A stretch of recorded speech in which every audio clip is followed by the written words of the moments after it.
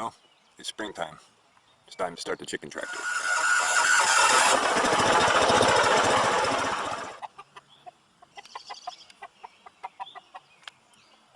Ah, yes. She purrs like a rooster.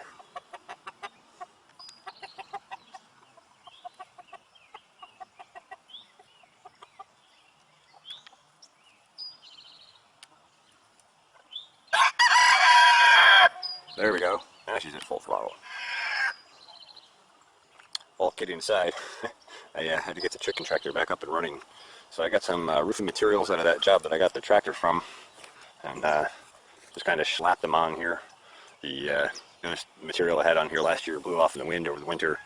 Kind of expected that, so I put something a little more permanent on here. So they have shade and protection from rain, and filled up their nesting box with some fresh straw. Got fresh water in here in the bucket for now. I have some chicken nipples I'll probably hook up in here later in the summer, and probably put an onboard water tank so I can refill that between tractor runs. Things should be all set. Also put a new hinge door here on the side. I had a door on the end on this, but I never got around to putting hinges on, and it wasn't really holding together that well, so I just screwed that on nice and tight. That's on there pretty solid now. And this cage door frame thing also came from the job with the tractor, so it had hinges on it already, so I basically just slapped it on there, and away we go. I still got to do some kind of an actual latch down here, but for now I got a piece of wire run through there and just hooked on a couple of bricks, weighting it down, and it's ready to go. So now the chickens can scratch and peck and eat worms and bugs and greens, and have a relatively healthy diet, and just move them along when I need to, and they'll crow and till and scratch and reduce weed pressures, and improve crop health and fertilize all in one. If you are doing free-range chickens and you have trouble controlling their free range, or they're getting attacked by foxes, coons, coyotes, that kind of thing, this is a great alternative that still gets them out in the yard. You can move it every day if you want. I tend to wait a couple of days between moves. I let them scratch it down to basically bare earth, and then I move it over to the next spot. And it makes a tremendous difference in soil health and fertility pretty quickly. So really excellent, easy way to do it. This particular chicken tractor is 8 foot wide by 12 foot long, so you're pushing 96 square feet every time you move. So just under 100 square feet covered in 2 to 3 days, and it wipes out the weeds and fertilizes. So excellent way to do things. I'm going to build a bigger version of this for the other flock sometime soon, if the rain ever stops, and put them out the same way. I've had problems with them scratching up seeds and planting beds and eating tomatoes, damaging tomatoes and that kind of stuff in the summer grow season. So spring and fall I like to let them full free range. I really prefer to let them do that, but there are times when that's not the best alternative. So this is that time. The growing season is here, and I have to kind of keep them from getting into mischief. So that's a great way to do it, and a great way to improve soil. We'll just maybe take a quick look at some areas that have been worked with the chicken tractor.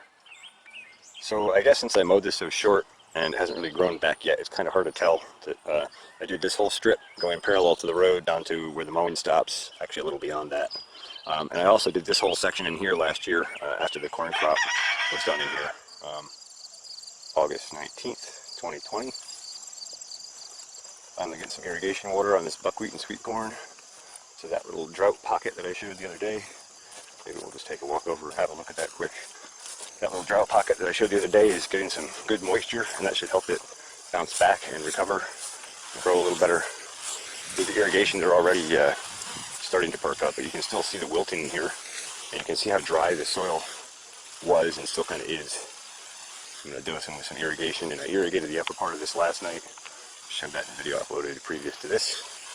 And just the lower edge of that newly establishing buckwheat block got missed by about like 2 feet. So this will cover that and this, and then we'll move down and I'll be irrigating that new drilled seed in. But I wanted to do another video regarding microclimates. Well, here, we'll go take a look. So here we are down at the main sweet corn blocks, and just going along here doing some close observation. I try to do that. I'm trying to make myself do that pretty frequently. It's still really easy to miss things from time to time, just because, especially when you start planting multiple crops together like this, there's so much going on. It's easy to look right by something and not see it.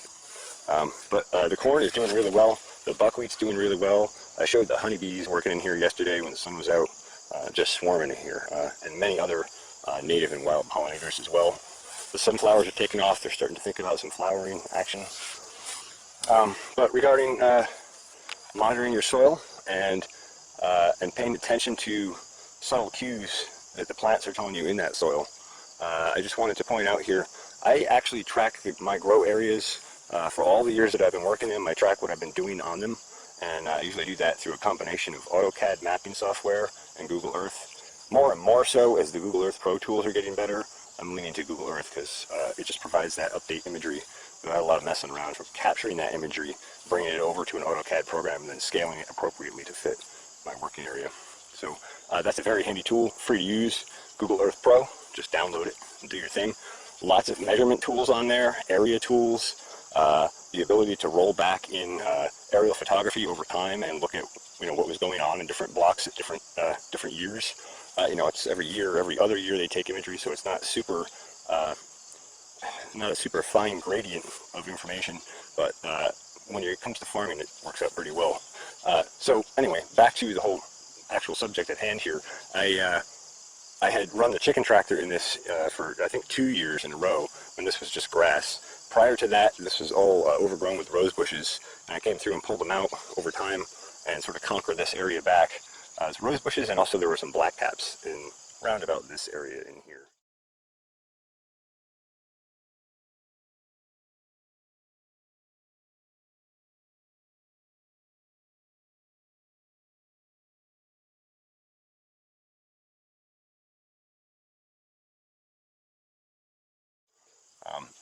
So after the chicken tractor last year, I did a buckwheat cover crop in here, and that worked out reasonably well.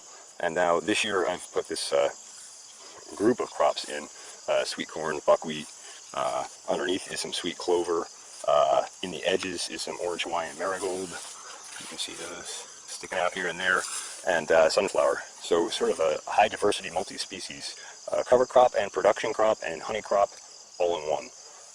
Anyway, as I ran the chicken tractor through here a couple years ago, there were a couple spots where I had just gotten too many things going on the farm, and I didn't get back to move the chicken tractor as fast as I should have. And there was one spot that sat for about 2 weeks, and I just want to see if you can spot where that chicken tractor sat for 2 weeks. Yeah, that's right. It's pretty obvious, isn't it? Everything here is much taller and much more robust. And as I was going through here and pulling out a few amaranth weeds, I actually looked up and I saw this buckwheat up here as high as the corn.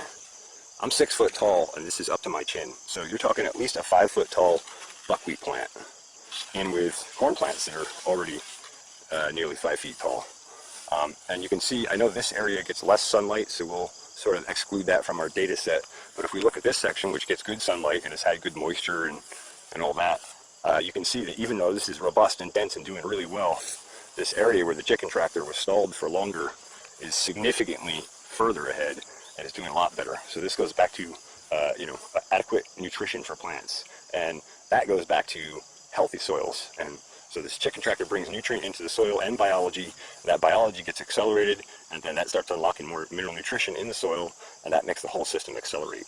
So I just wanted to point out another sort of microclimate and another soil observation based on some history, so you can kind of have a better idea of how it works in context, and why I blabber on about these sort of things for so long in these videos. I hope you find this interesting or informative. Thanks for watching the Pharmacy Seeds Network.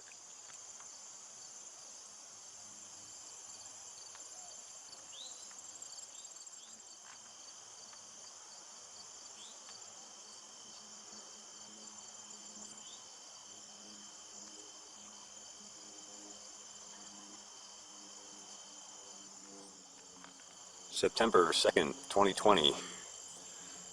It's a full moon, 1:22 a.m. So I've done other videos on using the chicken tractor and basically using controlled rotational grazing to improve soil health. But I just wanted to sort of detail again some of the results and benefits you get. And since I did some various stages of movement on the chicken tractor this year, and I was looking at the response of growth here, I thought this was an excellent opportunity to sort of detail this a bit again and kind of have this discussion again. So this section right here is where the chicken tractor was parked for I don't know, probably about a month, maybe a little longer, earlier this season during the drought that we had.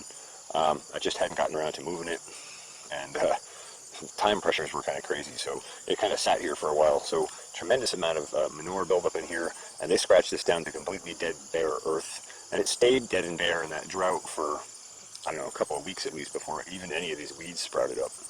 Now since then, these weeds have sprouted in, and we finally have had some rains, so that nutrition is starting to drive into the soil, and you can see the line here where the edge of the tractor was and where the grass is on the outside, and there's a definitive difference in darkness and growth response, health of the grass, etc. I say grass, I mean grass, weeds, etc. So this spot, it was parked here for about a month or a month and a half, and then I began moving again. And I want to point out the difference here.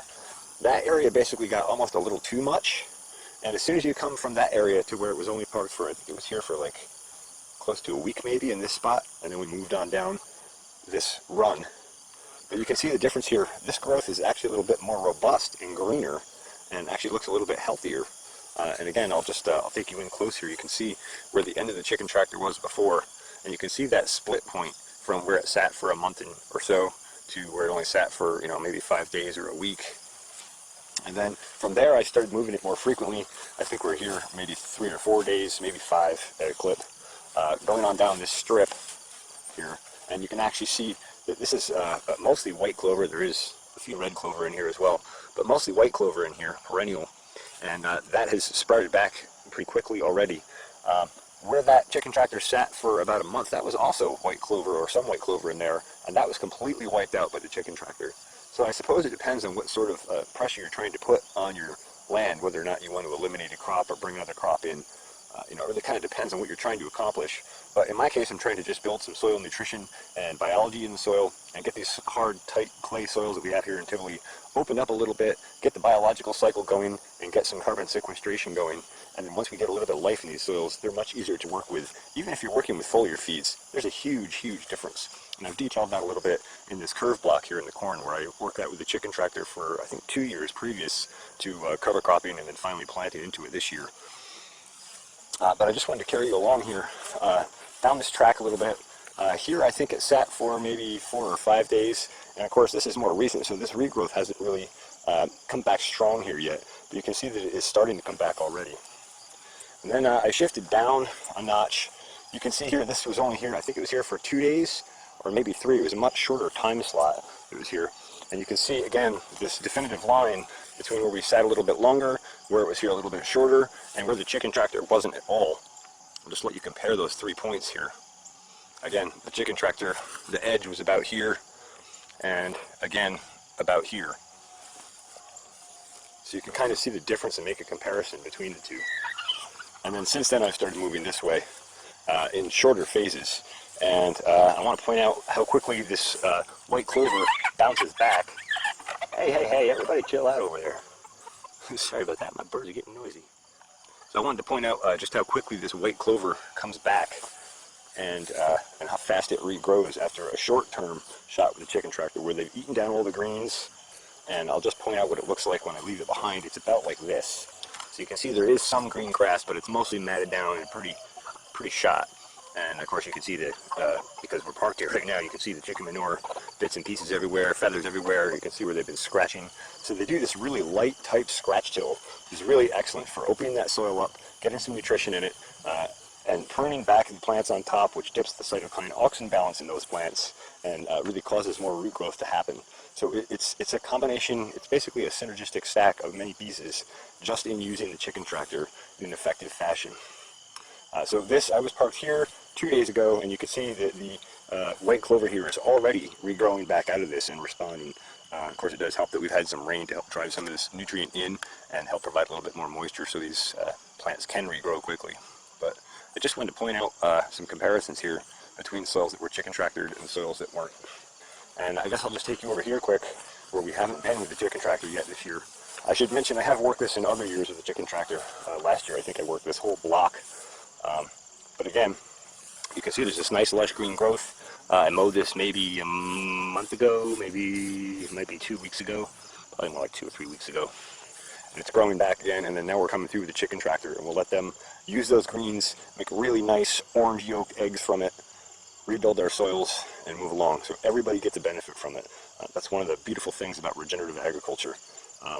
Every living part of the system gets a benefit from it and contributes to it. It's really a beautiful thing. Nature's really got it worked out. Anyway.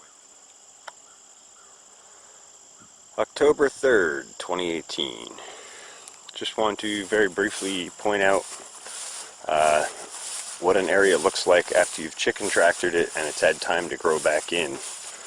I can see it here pretty definitively. I hope you can see it on the camera.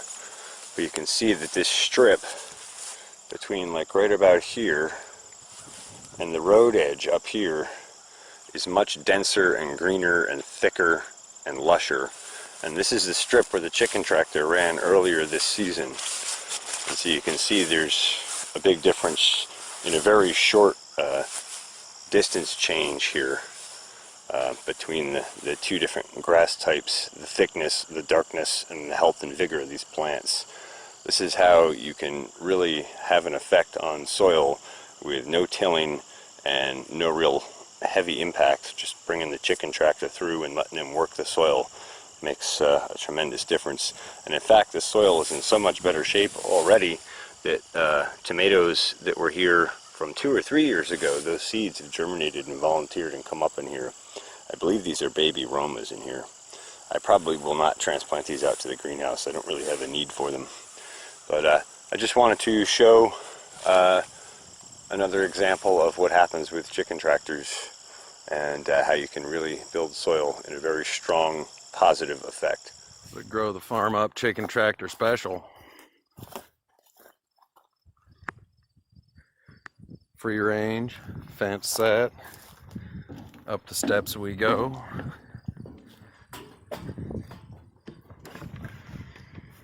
And what do we got? We got us chickens. Raised them up from little chicks. And now we're feeding, watering. And they're going to start laying eggs probably in the next 20-30 days. See? We already got one in there. One already found its way in there. 2 found their way in there. Took about 3 weeks to build this infrastructure. YouTube tells me hens like to nest as high as they can. So somebody told me try to put all these as even as possible. We'll see. Tarped it, roofed it, try to keep them cool. Good hay down. There's our water drinkers. So we are moving into high quality, high nutrient dense egg and chicken production. It's going to be interesting to see. I'll keep you guys updated. Grow the farm up. They just come, yeah, they just come over. They're the friendliest chickens we've ever known. Starting to lay some really good eggs. You guys laying some good eggs? Take some eggs home. So look at them. They're just like a herd. They just come over to you. Just say, hey, what's going on? They kind of get riled up. Your feeder all right up there? Do we need to go check that out? All right, guys, we want to. And look, they're really smart birds. They get out of the way when you back up. All right, chickens, tell you what, you go back to laying some eggs. We'll keep dropping that higher nutrient dense feed in there. Hey guys, family chicken operation. Can you say hi, Loli? Hi, that's Loli and Lucy. Candy and Ollie. And we got the chickens. Can you what? Yeah, sure. Go stand over by the chickens. You want to know mine? Want to see my chicken? Lily, don't sit on that, okay? Because I put it in there when we were. Do you want to see my chicken? They're all just waiting to get out of that back chute into that fence out there that we put up. Do you see my chicken? This is Mr. Redhead. I call him that because he's the only one with a redhead. You know, he is the only one with the red head. With the largest. Good find, yeah. He has the largest, and he likes getting pets on the back. Don't pet hide his head. He doesn't like them. Gotcha. You Gotcha. want to video me about like chickens? Are you actually doing it? I am. This is my little chicken. He got my brother. What are you guys doing over here? Yeah, have to go throw some food towards the chickens. Yeah. They'll figure out to come over here and eat it eventually. We should make a farm, a lobber seed farm video about chickens. I'll be the starting, and Kenny B is the second, and Lacey B is the third, and Lauren B is the fourth. That's actually not a bad idea. This is my little chicken, and it's the only redhead one. Mm-hmm. Look around a little bit too. All right, guys. We're gonna keep wrangling these chickens. And here we got another chicken. Hi, George. And her name is... Hey, Lodi, can you say chicken? October 2nd, 2020. Here we are down at what I call the South Block.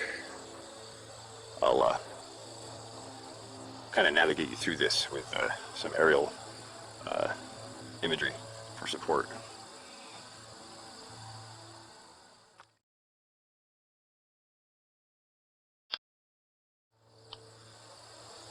So this block is 3,600 square feet. I've grown in this several years previous. Before I took this over, this was completely infested and overgrown with rose bushes. Not a lot of roses in that block. Like that big rose bush out there, completely overgrown and impassable. If you don't know it, rose bushes are excellent soil builders. So if you can brush hog them out or scrape them out or whatever, they leave behind some really nice humic matter in the soil, and they actually have opened this soil up pretty nicely. So I've grown this a few different years. I had this fenced at one point, but it was plastic fence, and I found the woodchucks were just chewing through it, so I took it down because it was just another thing to maintain around. At some point, I'd like to probably fence this in again with some good fencing that'll keep woodchucks out, and then I can add cabbages and lettuces and some of these other nicer crops, more succulent crops to things. Meantime, this is cover cropped in rye. And lower section is not cover cropped. The reason for that is because I'm chicken tractoring it. This is the area that I added a bunch of wood chips to, and they were pine and spruce wood chips, and they basically slowed all my soil activity down. There is some garlic, at least there was back in the spring. I think they'll re-sprout at some point. This whole area was shot with a combination of Sea Shield and Rejuvenate, as well as 3 inoculants, BioCoat Gold, Spectrum Extra, and Biogenesis. Just a couple of days ago, right after seeding, and right after a nice heavy rain. We got about 2.5 inches of rain, or 2.25 inches of rain on top of the rye seeding. And then I came in and did the Sea Shield and Rejuvenate shot along with the inoculants. See my other video on Rejuvenate, Sea Shield, and inoculants for helping build soils over the winter, and for helping break down high lignin stuff, high lignin matter material like this, corn stubble, any of those stalks that would normally sit brown on top of your soil and still be there in the spring. That combination of inoculants and a little bit of humic material in the Rejuvenate, the nitrogen and the calcium in the Sea Shield, and I'll probably go into those and what their constituents are a little more at some point. Anyway, the combination basically inoculates and sort of infects this material with good biology and breaks it down over the winter, so you don't have all this residue laying around in the spring. Okay, back to the tour, because this is really just a quick tour. I've got about 17,700 square feet that I had in production in various forms this year or last year or the year before. And so this is 3,600 square feet. This block down here I've showed in several other videos as well. This was rye and buckwheat. Half of this, or about half of this, was tilled and drilled rye and buckwheat, and about half of it was just spread on. It was a mistaken experiment, effectively. This area is 3,600 square feet as well.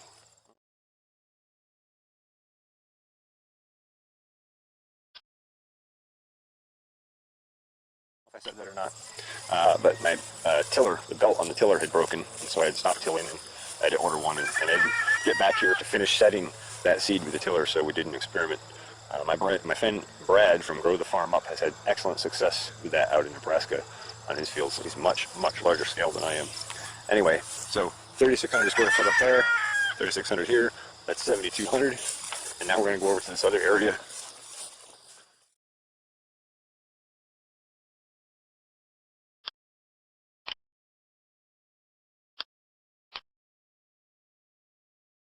which I call the corn block area. Last couple of years I've planted 4 different blocks of sweet corn in here at 25 by 25 per block in stages. I did that again this year. And I was cover cropping with buckwheat underneath. And what else? This year I added some sunflowers on the edge, both for soil building and for pollinators, and all the other awesome things that they fill in. This also was recently planted. Again, I talked about that in another video. A lot of the buckwheat that was in under here as a cover crop was actually at seed stage, and so you can see that it's all germinating here on top. And you can actually see some of the rye germinating in here as well. And actually I got a clip of this earlier, so I'll throw that in here. So just real quick here, we're out in the cover crop area.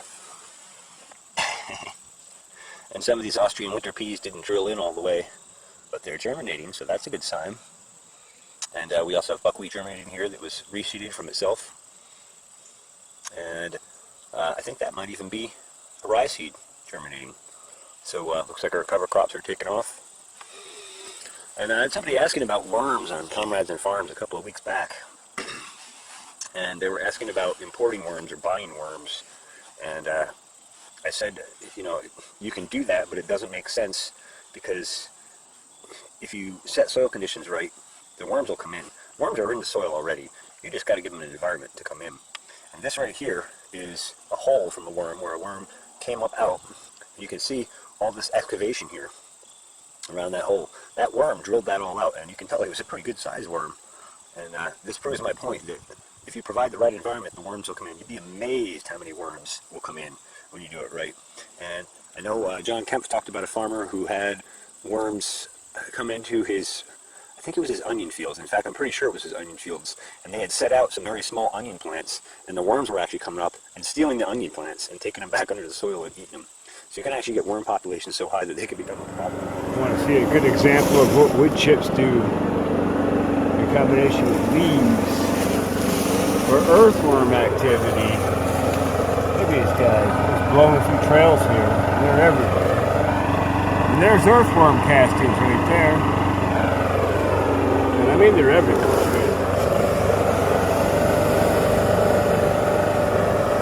Everywhere. So yeah, so might be able to come harvest some native earthworms from here. They're not a problem, and they're an excellent benefit to the soil. Just so people know, the worm biologically in the soil is sort of like a cross between a chicken and a cow from the digestive tract standpoint. Now, if you don't know anything about cows or chickens, they both have some really excellent biology in their gut that is also excellent for the soil.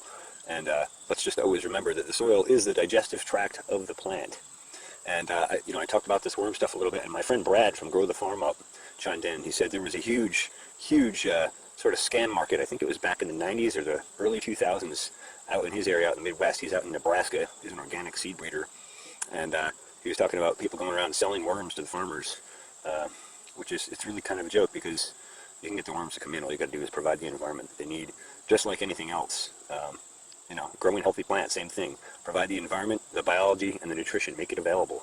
They'll do the rest of the work for you. Okay, so 25 by 100 planted in rye, Austrian winter pea, and by default buckwheat.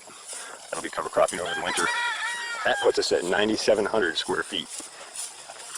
Next, we'll go over here to the curb block.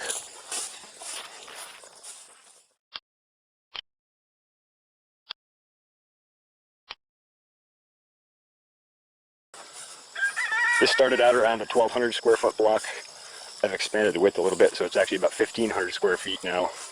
This was seeded with buckwheat, sweet corn, and sweet clover, all around about the same time, within a week or two of each other, with the idea that the buckwheat would act as a nurse crop for the sweet clover, and a weed preventer, and a soil builder, and a pollen and nectar producer for the honeybees, and then basically die back, and the sweet clover would come up through that. I've had some pretty good success with that.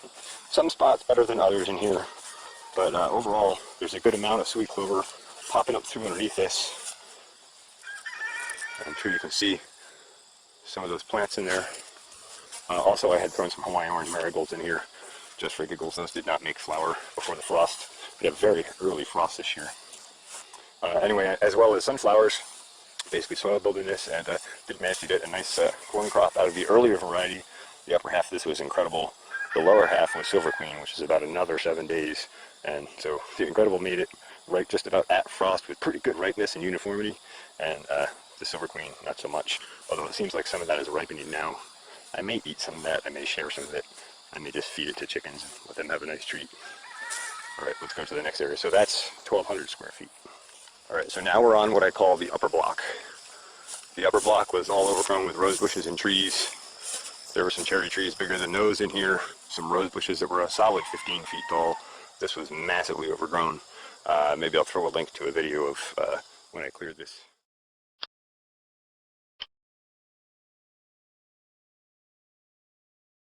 Anyway, I cleared this out with a machine, thanks to my good friend Matt loaning me his tractor, back before I had a tractor. I cleared this out and planted a good majority of it to sweet corn the first year.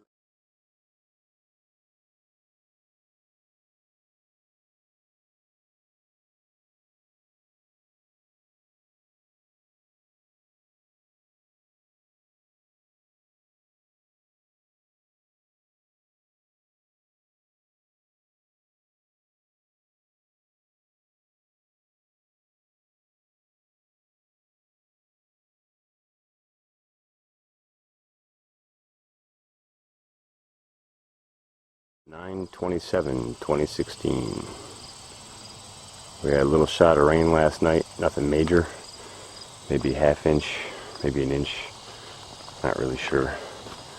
Helpful for sure, but we need a lot more, and we have more in the forecast this week, so maybe we'll start replenishing our low water supply. Meantime, I've been busy tending the sweet corn and harvesting that. And I've grown this successfully and done nutrient drenches and foliar feeds and all that sort of stuff. Let's see, I think we cleared this in 2016, so I put it in production in 2016, so 4 years now. Some of this has grown garlic before. This has had all sorts of crops in it. Potatoes, the list is really long. Anyway, this is the first year I've done any real cover cropping in it. I guess I did put some buckwheat in last year, but it was sort of a beginner's attempt. It was successful, but this year I'm more focused on the cover crops. So this is all grown into buckwheat, as you may have seen in previous videos. That was rolled down, then mowed down, then tilled in. And prior to till in, I seeded this down with rye and Austrian winter pea. Over here is another experiment. This is strictly rye seeded down in here, and I came through and seeded by hand so that the spinner on the seeder doesn't get tangled in the buckwheat stalks. And then I rolled this down with a roller on top of the seeding. We'll see what it does. I'm curious to see. Anyway, this was all cover crop this year, and you can see I snuck some more sunflowers in here to support pollinators and help build the soils, and also provide some high quality sunflower seed for next year, because I want to put a lot more of those in. I'm really finding they're super beneficial for pollinators, especially honeybees, especially late season. Alright, this area is 4,500 square feet. This is also includes the area where I do tomatoes. On the other side of the tomatoes, there's actually potatoes and onions in that giant mess of weeds. And you can see, even after having a very cold frost that did a good amount of damage to the tomatoes, I've come back, I've thrown a couple of foliar feeds on those, and we have some nice ripening red tomatoes coming on. They are absolutely delicious. There's some cherries. And there's some crimson beefsteaks. 4,500 square foot to that. Oh, and I guess while we're here, I'll just show you. We got lots of worm activity here. These are worm castings here sitting on top of the soil. Boom, boom, boom, boom, boom. So you see, like I said, you don't have to add worms. All you gotta do is provide the environment for them, and they'll come in and they'll build your soil for you too. Leave behind their castings. They increase calcium, they increase nitrogen, they put all sorts of biology in the soil. Excellent, excellent tool for building soils. Never hurts just to stop for a minute and enjoy a beautiful sunny afternoon with the sunflowers in bloom. Gotta enjoy it while we can. Won't be long, it'll be blowing snow and ice out here. Ugh.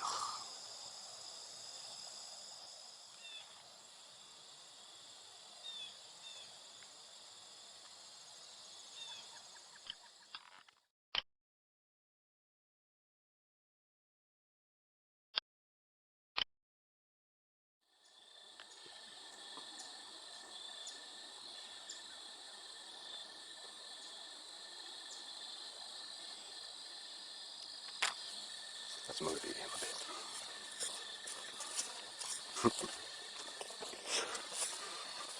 bit. Okay, this area is the final area of cover crop. This area is 2,000 square feet, bringing our total to 17,700 square feet in cover crops right now. Or, I guess cover crops or chicken tractor. There's that one little section up there that's a chicken tractor. Anyway, this was planted to, well, several different crops years back. This was also cleared from some rose bushes and other stuff several years ago. Maybe 2013 or 2014, somewhere in there. Anyway, I've grown mostly blue corn down here. Did cover crop this with some buckwheat a number of years back. And I grew blue corn and popcorn a couple different years, as well as pumpkins and or squash. Got some very nice Big Max pumpkins out of here. Maybe I'll throw a clip of that in here. Of the Hopi blue flower corn. Just had another foliar feed a couple nights ago to keep things rocking. And pumpkins are filling out. They're starting to orange up nice. Some more than others. But you can see there's a good number of pumpkins tucked in there amongst all that foliage. And of course you can see the blue corn is starting to silken. So anyway, this year I did not run any production in this. I just let it grow in. And I mowed it early season and left it. And then I'd done another mow on the front half of it a little bit later, maybe a couple of weeks after that. And there was a lot of natural clover, yarrow, and other pollinator supporting crops in here. So when I saw all those flowering, especially the white clover in here, I opted not to mow it again and use it for mulch or anything. And so it provided a nice little pollinator resource pocket here, especially through the dry season, because that mowing kind of offset the flower production a bit, and it just worked out well.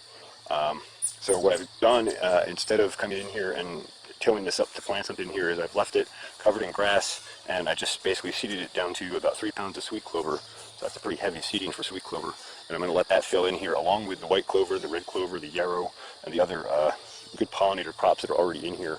And we'll kind of let this be a pollinator pocket, and we'll let that sweet clover build up biomass. And sweet clover is supposed to be one of the highest honey productive crops. So that's up in here. I'm sure you can see there's a tremendous amount of clover up in here. There's white and red mixed in here as well, but a lot of sweet clover that's germinated. And next year we're going to let that grow to full size, and I may capture seed from it. We'll see. But sort of an experiment with sweet clover. That's one I have not grown to fruition yet, and I think that will be an excellent soil building tool and pollinator tool all in one.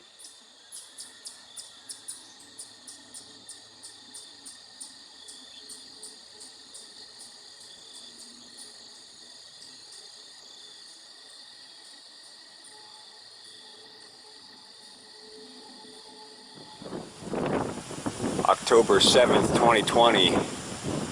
I apologize for the wind noise. Just want to do a quick follow-up after putting the entrance restrictors on yesterday. We have some heavy winds inbound today. They're saying 15 to 30 with gusts up to 50.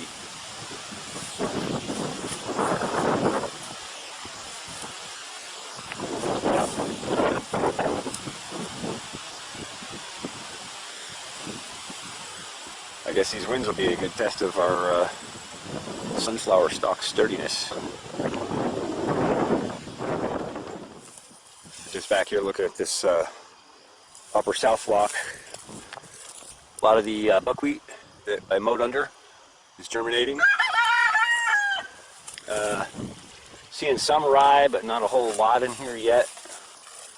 We'll see. I think it'll come up, give it a little more time. Yeah, there's some rye coming up there. And there. So that's coming in. So that's good. We're going to go over and look at the corn block. I'm really excited about what's going on over there. Okay, I know I've been doing sort of a video on this every day, but the progression is kind of daily, so I'm going to kind of keep up to date. I'll probably come back and do some sort of a time-lapse video out of this. But I just want to point out, I've pointed out 1,000 times now probably, the buckwheat's doing really well, the rye's doing really well, but now today, we're starting to see the Austrian winter pea come in. There's one right there, there's one there, and there, and there, all through here. So that's really exciting. Even though that seed was from 2016, it's germinated, it's growing, and that's going to give us a nice legume cover crop over the winter to help continue fixing nitrogen. And from what my friend Brad from Grow the Farm Up says that's an excellent tool as far as a cover crop goes. Here's another couple ones that are up. Really excited about that. So, just thought I'd get another clip. Guess while I'm out here, we'll just take a look at the chicken tractor zone. You can see where I was here a week or two ago, growing back nice and green. There's even some red clover showing up in here and flowering out already. I mean, that was where the chicken tractor was, and it's popped back out and flowering. So, amazing how fast things recover from the chicken tractor.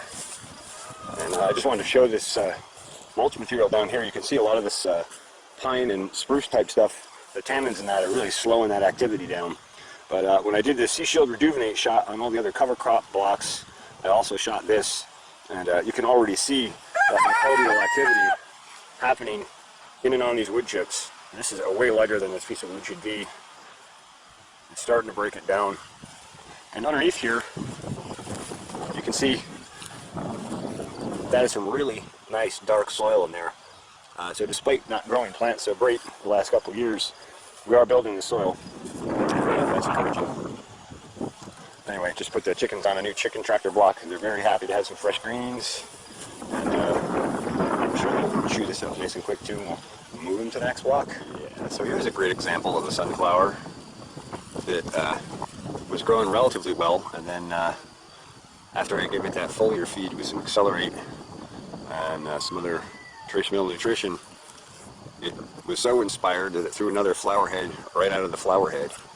I've never seen that before, but that's pretty cool. I suppose that could come from a genetic anomaly as well, but I really don't think it is. I think that's a nutritional component. I've noticed if you give the sunflowers the trace mineral and hormonal nutritional support that they need to really support good flowering and fruiting, earlier in their life cycle, they tend to throw out way more flower, way more bud sites, and produce more flowers. And I find if you catch it later in the season, you get this sort of effect where you get flowers that blow up late in the cycle. Yeah, like this one here. This is a great example of that. This variety, if you support it nutritionally from early in the life cycle, this whole thing will cover with flowers. I hope you can hear me over the wind. But in this case, it was caught late, and so it did throw those extra flowers out, but much later in the life cycle, and they tend to be more toward the top of the plant. I'll bet that's got something to do with the auxin cytokine balance on the plants. Again, here's another example of this. Like I said, normally the hormonal and nutritional support, if it's right from the beginning, you'll see this flowering all the way down the stem to, within a couple of feet of the soil. Just an interesting thing to note. I guess while we're doing some observation in cover crop areas, you can see that the rye is starting to take off pretty good in here. But the thing that I really wanted to point out was underneath this mulch layer, all these worm castings in here. I'll zoom you in. All through here. Boom, boom, boom, boom, boom, boom. All through here. So again, good worm populations don't need to be imported. They need the environment to facilitate them coming into your soil. Make it a friendly environment, and they'll come in and do the work for you.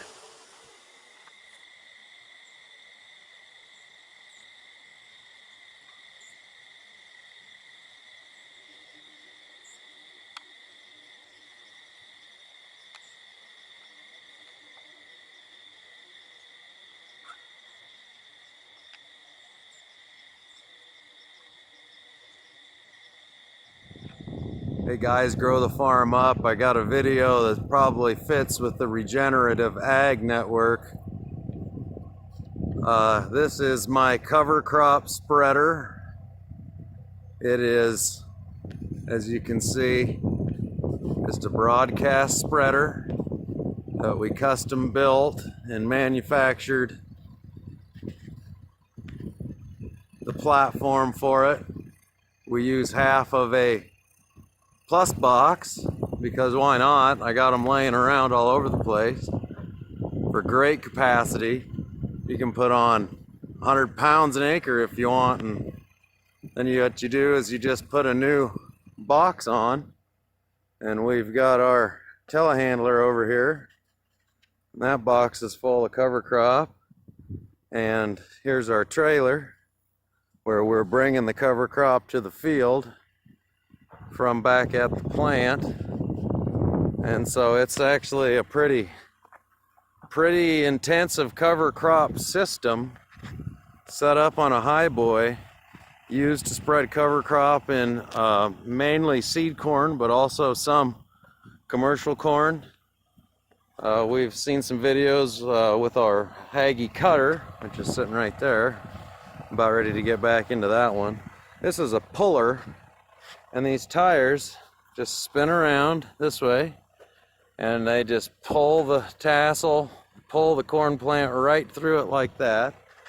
And so sometimes we just lift the head up and don't run it and when we're spreading, and other times we'll lightly detassel when we're spreading.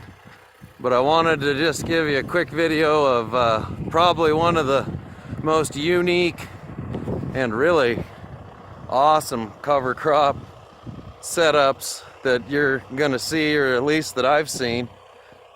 Completely custom built, homemade.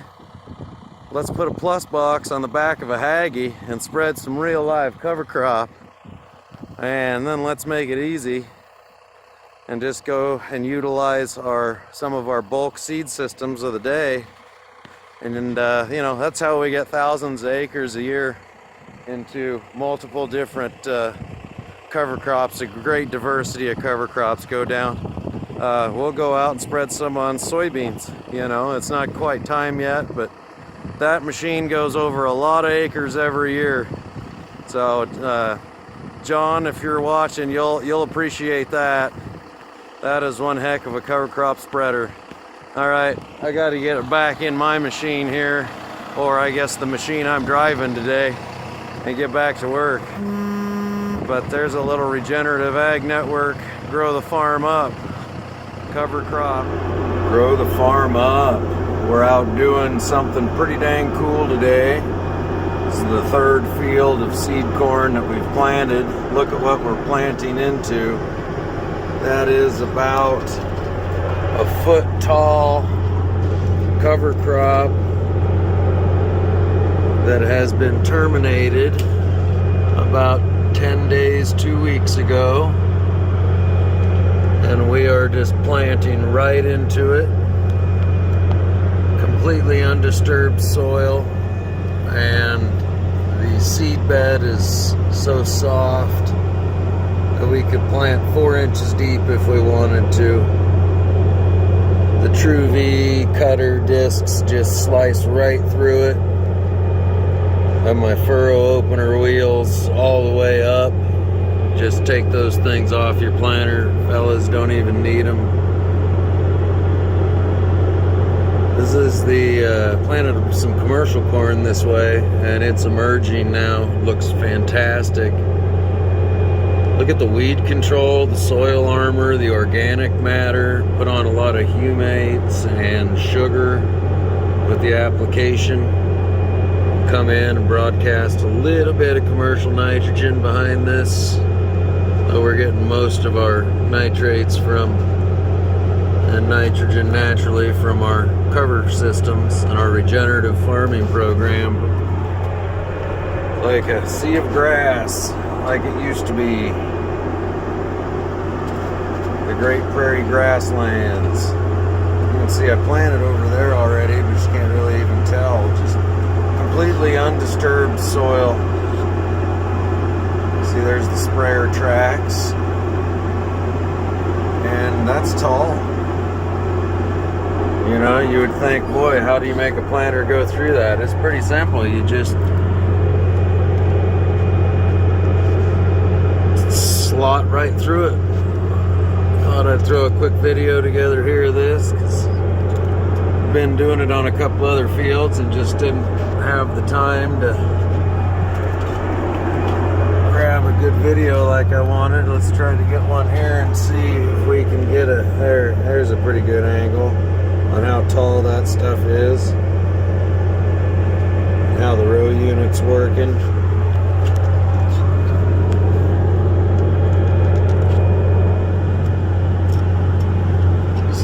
Furrow openers wheels are moving just a little bit, but they're not moving any dirt. I notice it's all all about timing with cover crops. You got to time it perfectly. Notice how there's nothing hanging up or tangling up on the planter, which is you know, a lot of folks. That's what turns them off from cover crops. So John Deere 2630 display, and John Deere 8345 RT. Little entertainment television if you'd like to plug it in, but you know, you got to use the phone for it, so can't really film that and watch a movie at the same time, dang it. Take a look at that. Just nothing hangs up on the planter at all. See? Absolutely nothing. You can just see the tracks that, or you can just see the rows where we planted, just barely. And in 10 days, that corn emerges, this cover crop lays down, you've got soil armor and weed-free, herbicide-free, totally regenerative produced seed. Just top quality seed bed. I know a lot of people probably wouldn't look at this and say it's a top quality seed bed. I used to not think so either, but now I've been doing it. I can tell you what, that is the best seed bed that anyone could ever plant into. Grow the farm up. Back finally submitting a video on YouTube. Today we are out walking in a fully regenerative, green planted, cover cropped cornfield, and you can see the corn is coming up through the cover crop as the terminated cover crop is laying down, providing natural organic matter, natural weed control, and also cover crop legumes providing natural nitrogen. It's been supplemented with just a little bit of liquid commercial fertilizer, but it's nice to get nitrogen from your cover crops. Let's take a little closer look here. We did catch a freeze this morning, a frost. So when you look at these plants and you see they're a little PO'd and a little yellow, everybody's corn around here looks like that. Planted, today is the 22nd of May. This was planted, I believe, April 29th or 30th. I'd have to go back and look. It was somewhere in there. But you can see good spacing. I mean, the cover crops actually made the top 3 inches, 4 inches of soil. One, it preserved moisture. All of us had 70, 80 mile an hour straight line winds for 3 weeks in this area, and it just blew the moisture out of the soil. It did blow some moisture out of mine too, but the cover crop helped hold the moisture into the soil. The grass part of the mix helps keep the top 2 to 3 inches of soil very, very mellow and plantable. And in 2 weeks, 3 weeks, once that cover crop is completely laying on the ground and this corn takes off, you're going to have free weed control and a little bit of free nitrogen, soil health, living roots 365 days a year. That's the name of the game with regen farming. And then we'll come back in and we will plant some more legumes as a companion crop. We've really just found it just gets better and better every year that we do this regenerative cover cropping thing. And you know, I've had a lot of people say that doesn't look like a very good seed bed. I mean, let's just take a look. And you know, right now maybe it doesn't. That's part of it. With cover crops, you gotta understand your fields won't. They may not look as good June 10th as a guy that's not doing cover crops, but they will look better by August. And when does it really matter that it looks the best? At harvest time, and that's the objective. So we're out here, you know, we are growing our microbes now. Also, you know, adding a lot of humic acid, and you know, that's natural humic, and also sugar. A cover crop is putting out its highest sucrose levels, or its highest cellulose sugar levels, right before it heads out. And as you can tell, this cover crop was terminated just right before it headed out. Just about right. Let's just take a little walk down a row here, see how the camera picks this up. Other than the fact the corn's all pissed off because it took a frost this morning, looks pretty good. And we like it. Only supplementing about a third or maybe a half of all nitrogen needs with commercial fertilizer. Otherwise, I think we look good here.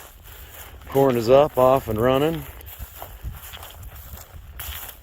Thought I'd finally take a moment to shoot a quick video, throw it out there on the old YouTube, say hey to everybody again. Happy spring 2022. So far the year 2022 has not disappointed. Grow the farm up.